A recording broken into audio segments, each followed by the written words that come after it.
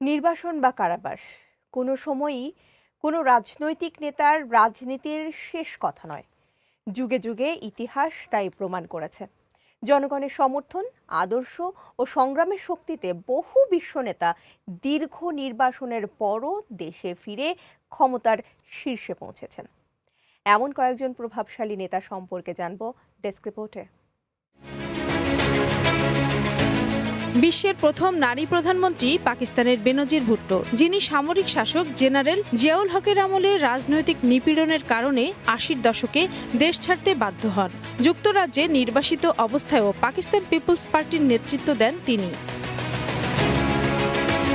দেশের রাজনৈতিক পরিস্থিতি পরিবর্তিত হলে ১৯৮৮ সালে দেশে ফিরে নির্বাচনে জয়ী হয়ে পাকিস্তানের প্রধানমন্ত্রী হন বেনজির ভুট্টো। এরপর ১৯৯৩ সালে তিনি আবারও প্রধানমন্ত্রী নির্বাচিত হন। ইসলামী বিপ্লবী নেতা আয়াতুল খামেনি, তিনি ইরানের শাহ মোহাম্মদ রেজা পাহলভির শাসনের বিরোধিতার কারণে ১৯৬৪ সালে দেশ ত্যাগে বাধ্য হন।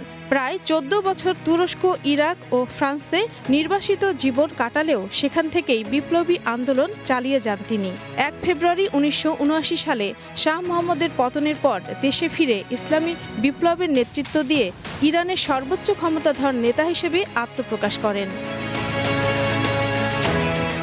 রাশিয়ার বলশেভিক বিপ্লবের অন্যতম প্রধান নেতা ভ্লাদিমির লেনিন তার বিপ্লবী কার্যক্রমের জন্য বারবার গ্রেফতার ও নির্বাসনের শিকার হন। ১৯১৭ সালে প্রথম বিশ্বযুদ্ধের চাপে রাশিয়ার রাজনৈতিক ভাঙন শুরু হলে জার্মানির সহায়তায় লেনিন রাশিয়ায় ফিরে আসেন। এ সময় বলশেভিক বিপ্লবের মাধ্যমে অস্থায়ী সরকারকে উৎখাত করেন এবং সোভিয়েত রাষ্ট্রের নেতৃত্বে আসেন। ১৯১৭ সালে রুশ বিপ্লবের সময় তিনি দেশে ফিরে বলশেভিকদের নেতৃত্বে সোভিয়েত শক্তিকে ক্ষমতায় নিয়ে আসেন এবং পরবর্তীতে সোভিয়েত রাষ্ট্রের প্রতিষ্ঠা করেন।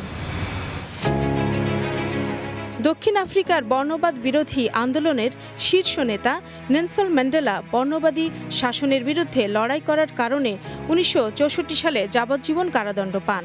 টানা ২৭ বছর কারাভোগের পর ১৯৯০ সালে মুক্তি পান। পরে শান্তিপূর্ণ আলোচনার মাধ্যমে বর্ণবাদী শাসনের অবসান ঘটান এবং ১৯৯৪ সালে দক্ষিণ আফ্রিকার প্রথম কৃষ্ণাঙ্গ প্রেসিডেন্ট নির্বাচিত হন। বিশ্বের এসব প্রভাবশালী রাজনৈতিক নেতাদের তালিকায় এবার যুক্ত হল বিএনপির ভারপ্রাপ্ত চেয়ারম্যান তারেক রহমানের নাম। দীর্ঘ ১৭ বছরের নির্বাসিত জীবনের অবসান ঘটিয়ে দেশের মাটিতে ফিরেছেন তিনি।